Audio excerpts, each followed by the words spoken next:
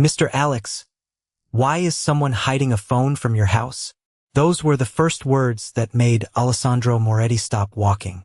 Not because a child had spoken to him, but because of what she was holding in her tiny hands. In the middle of the Moretti mansion, inside a private reading room where only a few trusted people were allowed, a 4-year-old girl had just found something that was never supposed to exist. Mia Johnson had not been searching for secrets. She was not trying to uncover anything. She was simply sitting quietly on the soft carpet while her mother, Elena, finished cleaning the shelves. The room was usually silent at night, the kind of silence that made every small sound feel important. And then Mia heard it. Beep, beep. A tiny sound coming from somewhere behind the old wooden bookshelf.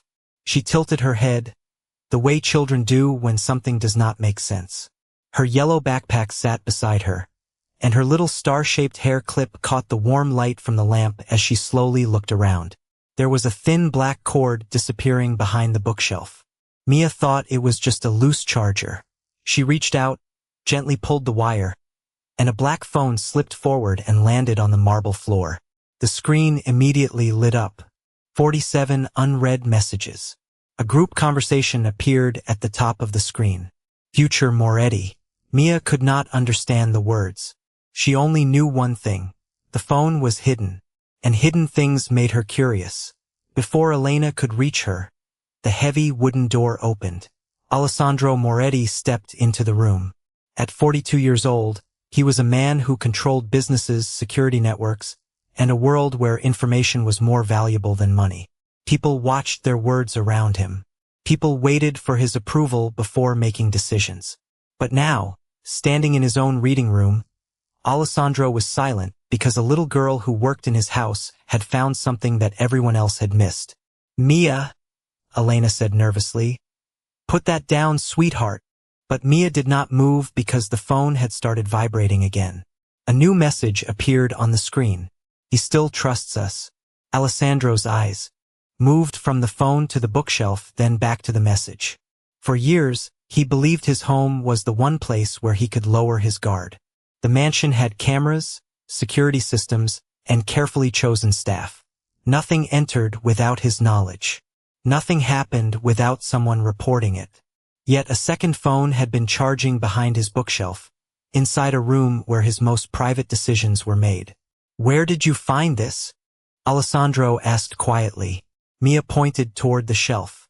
"It was hiding there," she whispered. "I heard it making a little sound." Alessandro looked at the phone again. The words on the screen were simple, but they carried a weight he could not ignore. Someone was communicating in secret. Someone close enough to hide a device inside his home believed they would never be discovered. Elena quickly stepped forward. "Mr. Moretti, I am sorry. She is only a child. She did not mean to touch anything." Alessandro looked at Elena, then at Mia. For a moment, he expected to see fear in the child's face. Instead, he saw confusion. Mia did not understand power. She did not understand betrayal. She only understood that something felt wrong, and somehow that made her discovery more difficult to dismiss. Alessandro slowly picked up the phone. The device was ordinary. The situation was not. Then he saw the name attached to the latest message. V. Laurent. Victoria Laurent, his fiancée, the woman who had stood beside him at charity events. The woman everyone described as graceful, loyal, and perfect. Alessandro did not react. Not yet. A lifetime of experience had taught him one thing. The first person who looks guilty is not always the person responsible. But the first crack in a perfect story had just appeared, and it came from the smallest person in the room. As Mia reached for her little backpack, Alessandro looked once more at the hidden charger behind the bookshelf. He had one question that suddenly mattered more than every meeting, every contract, and every number in his empire. Who had been hiding a phone in his house, and how long had they been listening to his life? The room remained quiet after Alessandro Moretti picked up the hidden phone. For several seconds, nobody moved.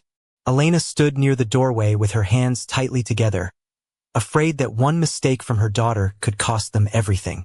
Mia stood beside the bookshelf, looking from Alessandro to the device in his hand. She did not understand why the adults suddenly looked worried. To her, it was simple. She found something that was hidden. But in Alessandro's world, hidden things were rarely accidental.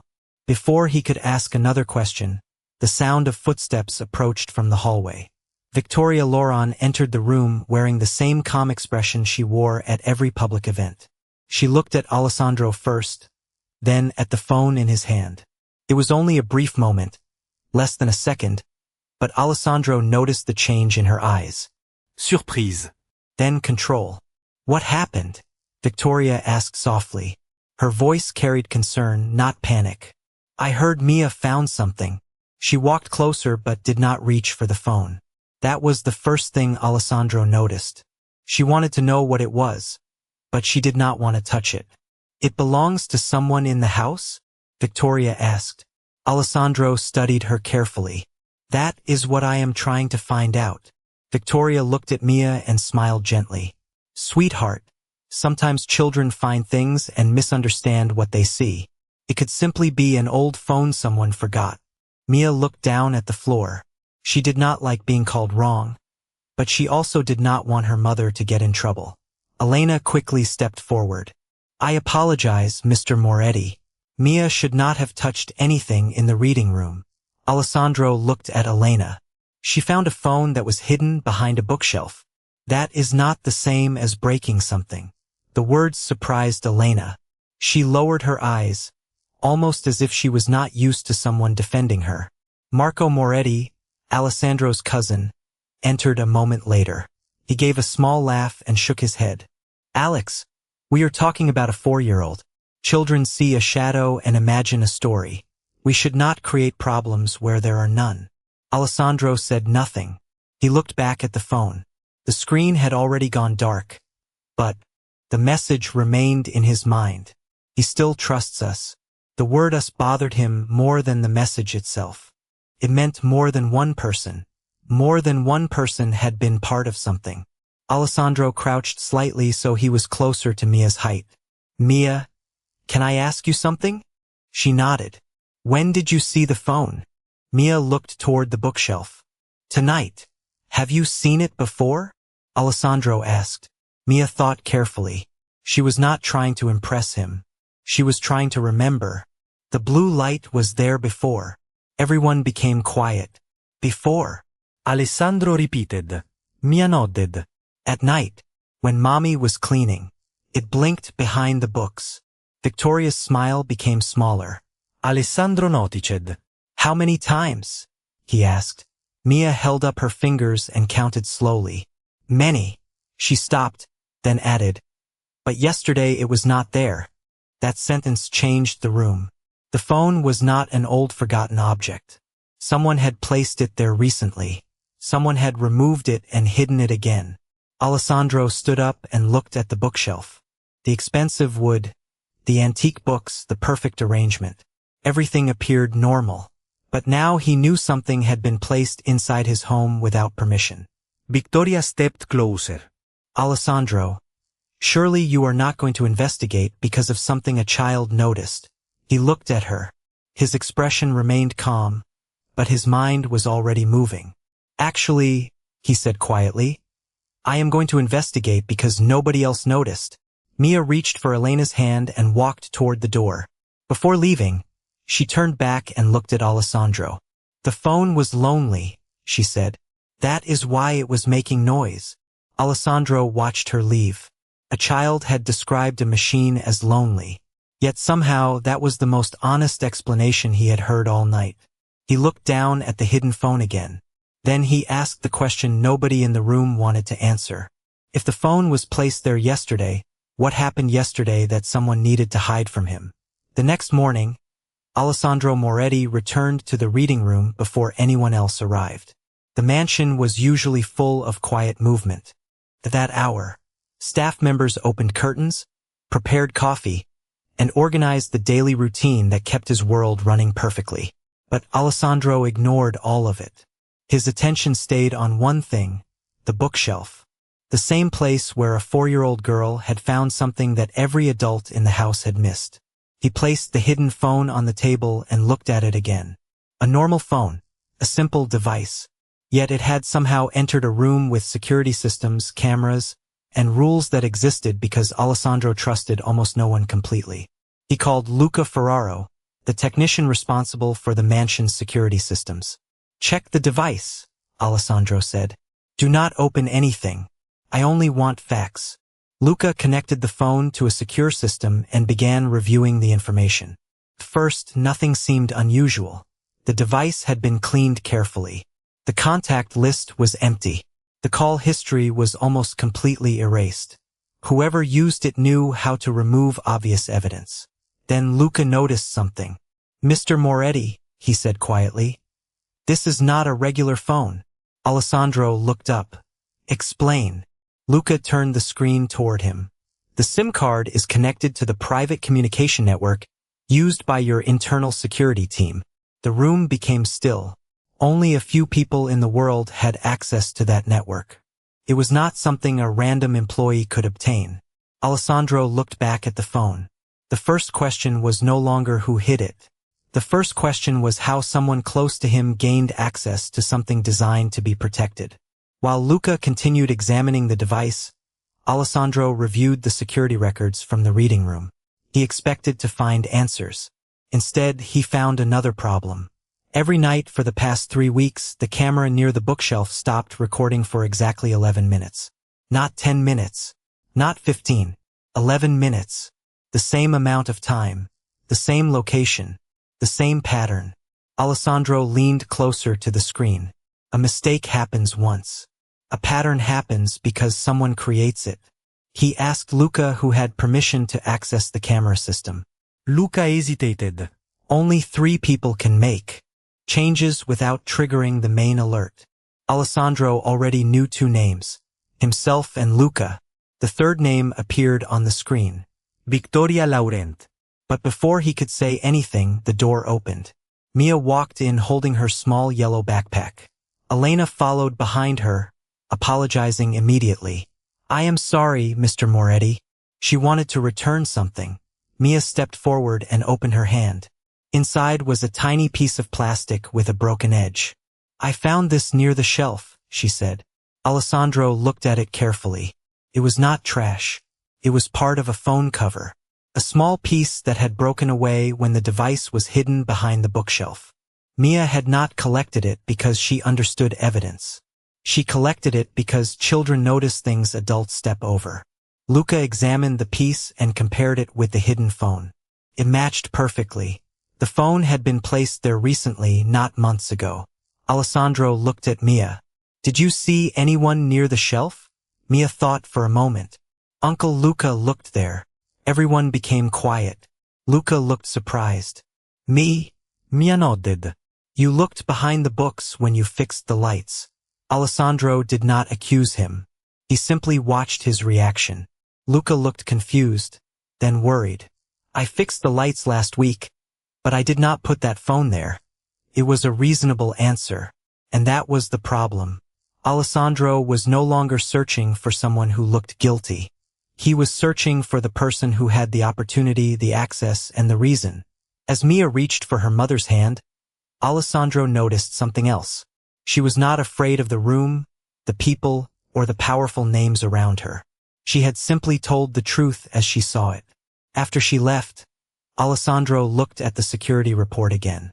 The camera failure, the hidden phone, the private network, the missing 11 minutes. One small detail had now become a trail. And for the first time, Alessandro understood that the phone behind the bookshelf was not the secret. It was only the door. The real question was who had been walking through it every night without him knowing. Alessandro Moretti did not confront anyone that morning.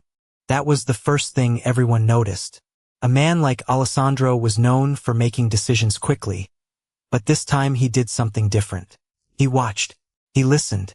He waited. The hidden phone remained locked inside a secure room while Luca continued analyzing its data. Alessandro knew that the person behind the device expected one thing above all else: a reaction. Anger. Accusations. A mistake.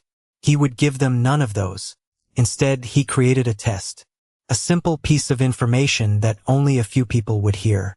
During breakfast, Alessandro sat at the long dining table with Victoria, Marco, and several trusted members of his team. Everything looked normal. The same expensive dishes, the same quiet conversations, the same perfect image of a powerful family. Alessandro placed his coffee cup down and spoke calmly. I have been considering a major change. By the end of the week, I may transfer control of one of my companies to a new management group. He did not explain further. He did not say which company. He did not say who would be involved. He simply allowed the information to exist. Victoria looked surprised for just a moment. Then her expression returned to normal. Marco asked a few careful questions, pretending to be curious but not concerned. Alessandro noticed everything. The pause before Victoria answered. The way Marco avoided looking directly at her. The way both of them tried to appear uninterested while quietly searching for more information. Later that afternoon, Alessandro created 2 more versions of the story. He told Luca that the change involved security operations. He told another trusted employee that it involved financial restructuring. Each person received a different detail. Then Alessandro waited. Not for a confession, for a mistake. While the mansion continued its normal routine, Mia walked through the hallway holding her small yellow backpack. She stopped near the office entrance and looked at the floor. Elena noticed and asked, "What are you looking at, sweetheart?" Mia pointed at a tiny mark near the wall. The phone wire was there. Elena looked confused. "What wire?" Mia touched the spot gently. "The one behind the books." Alessandro, who was nearby, heard her answer. He did not interrupt. Mia was not trying to solve anything. She was simply remembering. That was what made her observations different. Adults searched for explanations. Mia remembered details. Later that evening, Luca returned with new information. The hidden phone had sent a message shortly after Alessandro announced his fake company change. The message was short. The schedule changed. Confirm next step. Alessandro read it silently. The test had worked. Someone had shared the information. Someone had reacted. Luca looked uncomfortable. "There is something else, Mr. Moretti." He placed a document on the desk. It was an invoice from a private office rental company. The payment had been made 3 weeks earlier. The same week the hidden phone appeared. The name on the invoice was not Victoria Loron. It was a company connected to one of her personal accounts. Alessandro looked at the paper for a long moment. He still did not have enough to accuse her. Connection was not proof. Suspicion was not justice. But now he had something stronger than a feeling. He had a pattern. The hidden phone, the missing camera minutes, the private network access, the secret office rental. All of them pointed toward the same direction. Yet Alessandro knew something important. The most dangerous secrets were rarely kept by one person alone. They survived because other people stayed quiet. That night, he returned to the reading room alone. He stood beside the bookshelf where Mia had found the phone. For the first time in years, he looked at the room differently. Not as a place he controlled, but as a place where someone had been hiding in plain sight. Then his secure phone received a new alert. The message came from the hidden device. A file had been unlocked automatically. The title appeared on the screen. Final step. Alessandro stared at those 2 words. The test was over. Now he needed to discover what they had planned to do next. Alessandro Moretti looked at the words on the screen for several seconds. Final step. 2 simple words. But they carried the weight of a plan that had been building quietly inside his own home. He did not open the file immediately.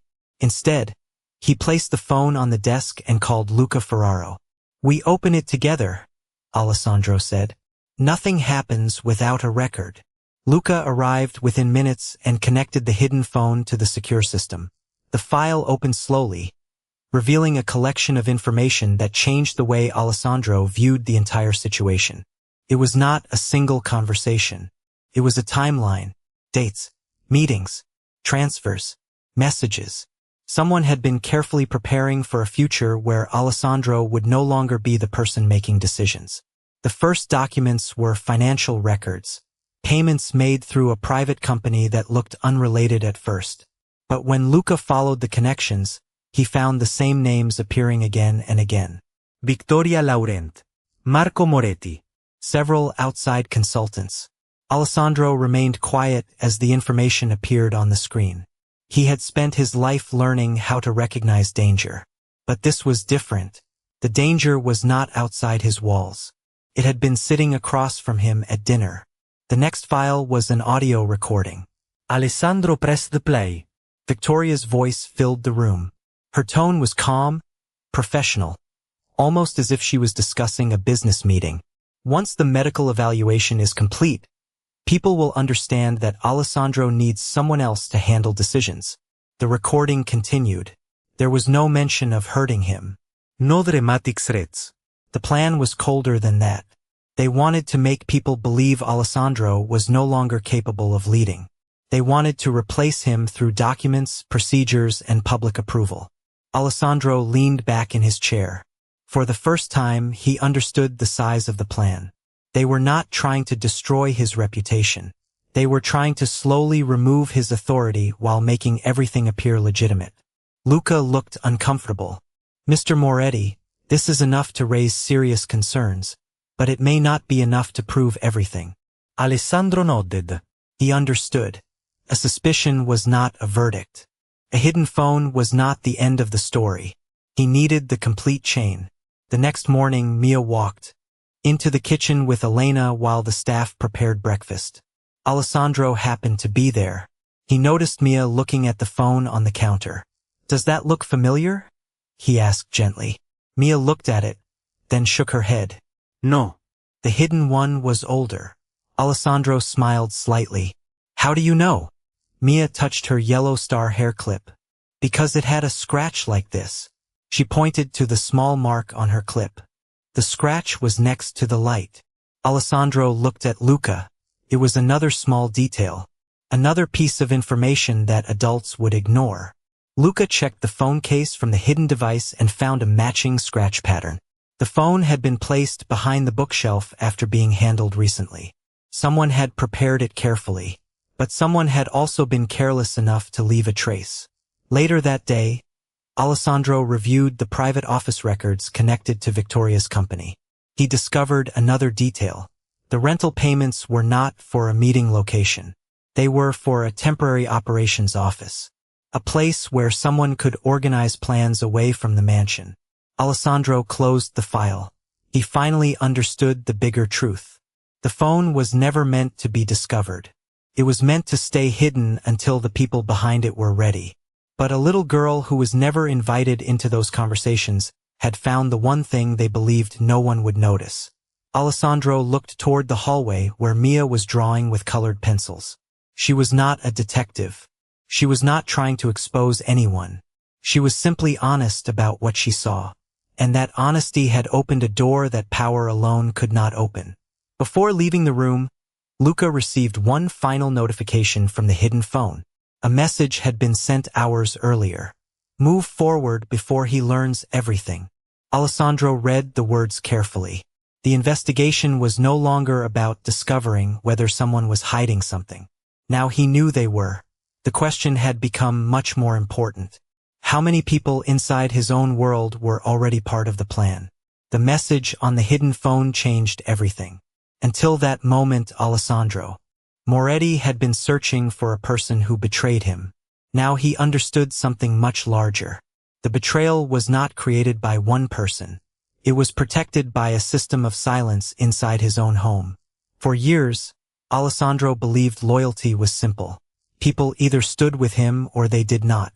But the files from the hidden phone showed something more complicated. Some people were not loyal. Some people were afraid. And some people had learned that staying quiet was easier than telling the truth. That afternoon, Alessandro asked Luca to review every access record connected to the reading room. Not just the camera system, everything. The door logs, the maintenance reports, the staff schedules, the private security notes. Hours later, Luca found something unusual. 3 weeks earlier, a maintenance request had been submitted for the reading room. The reason listed was a lighting issue, but the employee assigned to the task had never entered the room. The request had been completed remotely. Someone had used a maintenance record as an excuse to create access without creating suspicion. Alessandro looked at the report carefully. "Who approved this?" he asked. Luca pointed to the signature.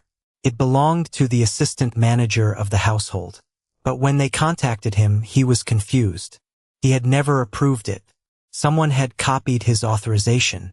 The problem was growing. The phone was not just hidden. The entire house had been used as a tool.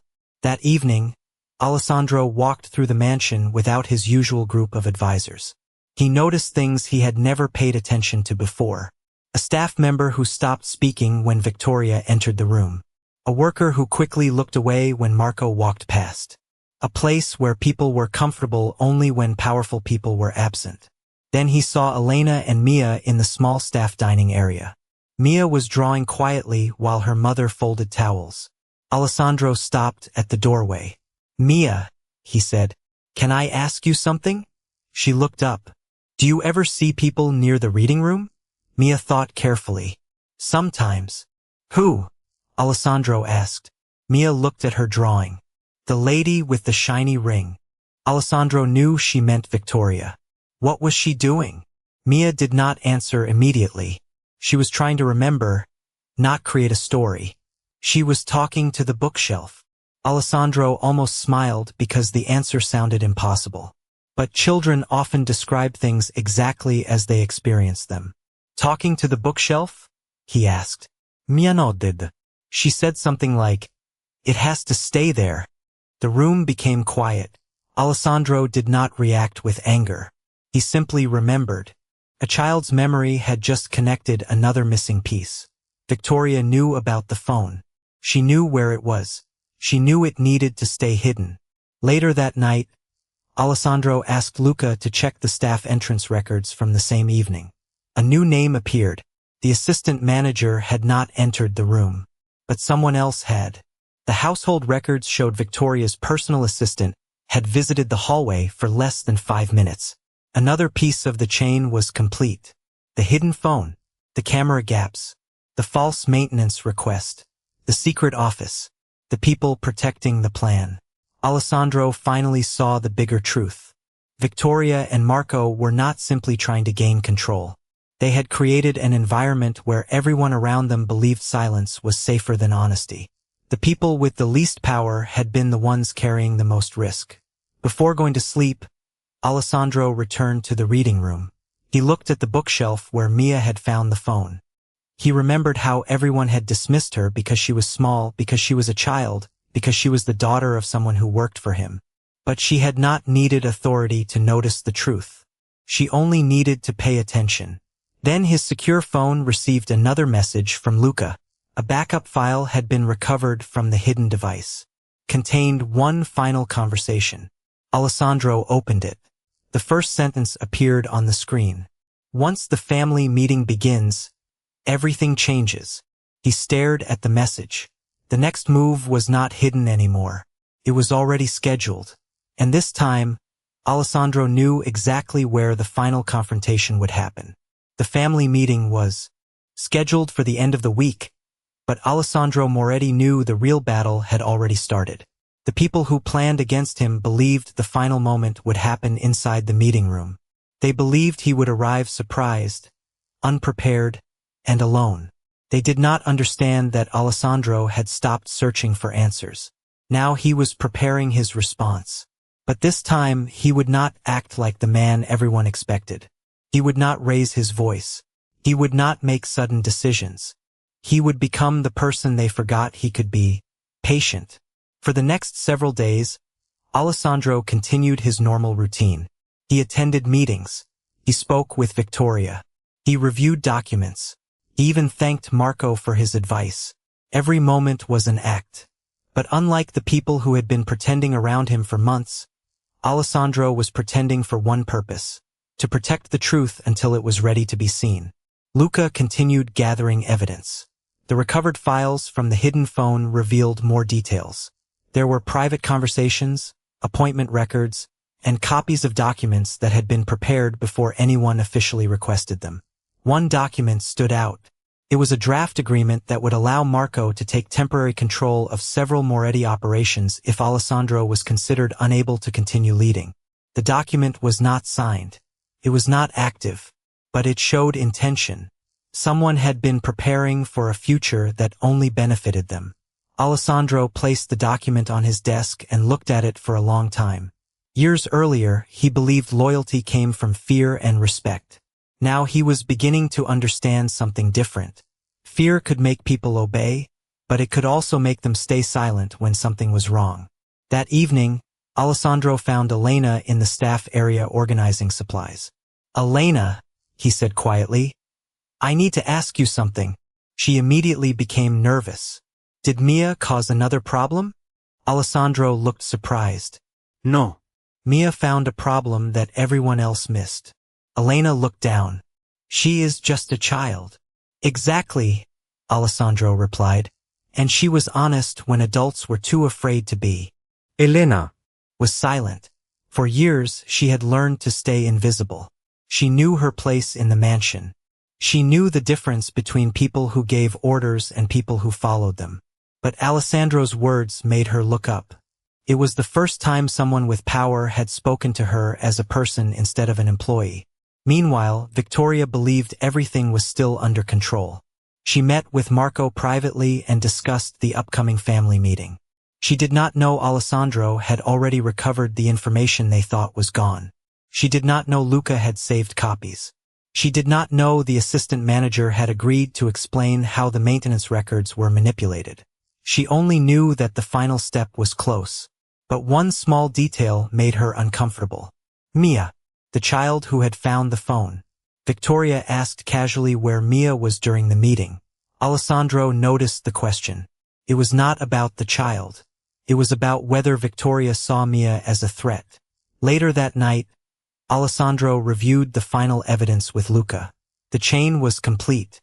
The hidden phone connected to the messages. The messages connected to the office rental. The office rental connected to the documents. The documents connected to the planned transfer of power. But Alessandro knew evidence alone was not enough. People needed to see the truth clearly. The final confrontation had to happen in the same place where the lies were supposed to succeed. The family meeting room.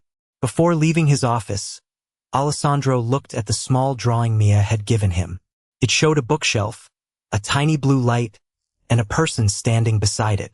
At the bottom, in a child's handwriting, were the words, "Someone should look." Alessandro smiled for the first time in days. The next morning, the people who planned to replace him would enter the room believing they controlled the future. They did not know Alessandro was no longer trying to protect his power. He was preparing to reveal who had abused it. The family meeting room had never felt so quiet. For years, this was the place where important decisions were made, where powerful people sat around the long wooden table and discussed the future of the Moretti organization. Today, Victoria Loron entered that room believing the future already belonged to her. She arrived wearing the same confident expression she showed at charity events and public gatherings. Marco Moretti walked beside her, calm and certain. They believed Alessandro would walk in unaware. They believed the documents they prepared would be enough. They believed the people in the room would follow the strongest voice. But they had forgotten one thing. Alessandro Moretti was no longer trying to protect a secret. He was ready to reveal one. When Alessandro entered, everyone became silent. He did not look angry. He did not look surprised. He simply took his seat at the head of the table. Victoria smiled. "Alessandro, we are glad you could join us. We have some important matters to discuss." He nodded. "I know." That answer made her pause. The meeting began with Victoria presenting the prepared documents. She spoke carefully about stability, responsibility, and the need for a new structure. She never mentioned betrayal. She never mentioned the hidden phone. She made everything sound reasonable. That was what made her dangerous. She had built her plan around appearing responsible. Marco supported her statements, explaining that everyone wanted what was best for the family. Alessandro listened without interruption. Then he placed a small black phone on the table. The room changed instantly. Victoria stopped speaking. Marco looked at the device, and for the first time his confidence disappeared. "Do you recognize this?" Alessandro asked. Victoria recovered quickly. "A phone?" she replied. "I do not know what you are suggesting." Alessandro nodded. "That is exactly why we are here. Because this phone was hidden inside my reading room." Luca connected the phone to the screen in the meeting room. One by one, the files appeared. The messages, the payment records, the private office rental, the draft agreements, every piece connected to the next. Alessandro did not present them like accusations. He presented them like facts. The first message showed the communication between Victoria and Marco. The second showed the payments. The third showed the plan to create a situation where Alessandro would lose control of his own company through official procedures. Nobody in the room spoke. Victoria attempted to explain. "These conversations are being misunderstood. People make plans. That does not mean anything happened." Alessandro looked at her calmly. "You are right. A conversation alone is not proof." He pressed another button. The audio recording played. It was her voice, not a rumor, not an interpretation. Her own words. The room became completely silent. Marco immediately tried to shift responsibility. He pointed toward Luca, suggesting the technician had manipulated the files. But Luca stepped forward with the backup records. "Every file has been verified through the original device data." For the first time, Marco had no answer. Alessandro looked around the room. He saw the employees, the advisors, and the people who had spent years watching powerful individuals decide what was true. Then he said something nobody expected. This did not begin with a phone. He placed the device back on the table. It began when people believed those without power would stay invisible. The door opened quietly. Elena stood there with Mia beside her. Alessandro had asked them to attend because the truth was not only about documents. It was about the person who discovered them. Mia held her small yellow backpack and looked around the room. She did not understand the business conversation. She did not understand the importance of the evidence. She only understood that something hidden had finally been seen. Alessandro looked at everyone and said, "The first person who noticed something was wrong was the person nobody thought to ask." Victoria looked at Mia with frustration, but she said nothing.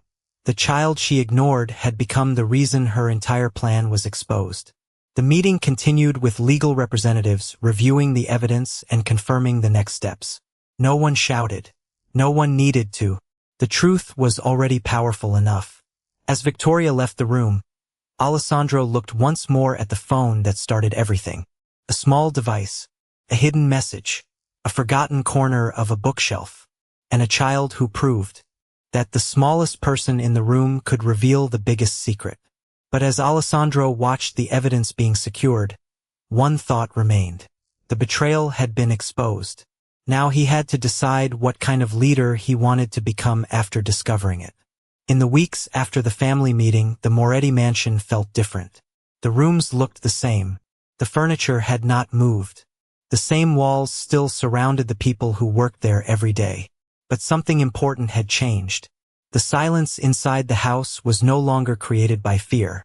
For the first time, people felt that their voices mattered. Alessandro Moretti spent the following days reviewing everything that had happened. The evidence against Victoria Loran and Marco Moretti was handled through proper legal channels. The hidden phone, the financial records, the communication history, and the recovered files created a complete picture of the plan they had built. There was no need for revenge. The truth was already enough. Victoria and Marco had built their strategy around the belief that nobody would question them. They had relied on appearances, status, and the assumption that people with less power would stay quiet. But every piece of evidence showed the same thing. Their biggest mistake was believing that only powerful people could change the outcome. One morning, Alessandro returned to the reading room. The bookshelf was still there. The same books sat in the same order. But the space no longer represented something hidden. It represented something discovered. On the table, he placed the old black phone inside a small glass case. Not as a trophy. Not as a reminder of betrayal. As a reminder of a lesson he almost forgot. A person does not become valuable because of their position. They become valuable because of what they see, what they protect, and what they choose to do when something is wrong. Later that day, Alessandro met with Elena in the office. She expected a discussion about her job. For years, she had lived with the fear that one mistake could take away the security she had built for her daughter. But Alessandro surprised her. "Elena, you and Mia are no longer invisible in this house," he said. He explained the changes he was making. Employees would have a clear way to report concerns. Household staff would no longer be treated as people who simply followed orders. Their observations would matter because the people closest to daily life often notice problems first. Elena listened quietly. Then she looked down, trying to hold back her emotions. "Mr. Moretti, Mia only found a phone." Alessandro shook his head. No. Mia reminded everyone here that truth does not need permission to exist. In the garden outside the mansion, Mia was drawing with colored pencils. She was not thinking about the meeting room or the evidence or the people who had been exposed. She was simply drawing another picture. Alessandro walked over and sat beside her. "What are you drawing?" he asked. Mia looked at the page. It showed the bookshelf, the small blue light, and several people standing together. "Everyone looking," she said. Alessandro smiled. It was a simple answer from a child, but it carried a meaning he understood now. For years, he had built systems to protect his business. He had hired security, created rules, and controlled information. Yet the one thing that protected him most was something he could not buy. Someone willing to notice. Someone willing to speak. Someone who did not know she was supposed to stay silent. As time passed, Mia continued being the same little girl. She still carried her yellow backpack. She still wore her star-shaped hair clip. She still asked simple questions that adults often overlooked. But the people around her no longer saw her as just the maid's daughter. They saw her as Mia Johnson, the child who helped reveal the truth when everyone else was looking in another direction. Alessandro also changed. He remained powerful. He remained respected. But he no longer measured strength only by control. He learned that real leadership meant creating a place where honest voices could be heard before secrets had a chance to grow. The hidden phone behind the bookshelf had started as a symbol of betrayal. In the end, it became something completely different. It became the reason a family learned honesty, a mother gained dignity, and a little girl proved that being small never meant being powerless. Because sometimes the person who changes everything is not the person sitting at the head of the table. Sometimes it is the person standing quietly in the corner, waiting for someone to finally listen.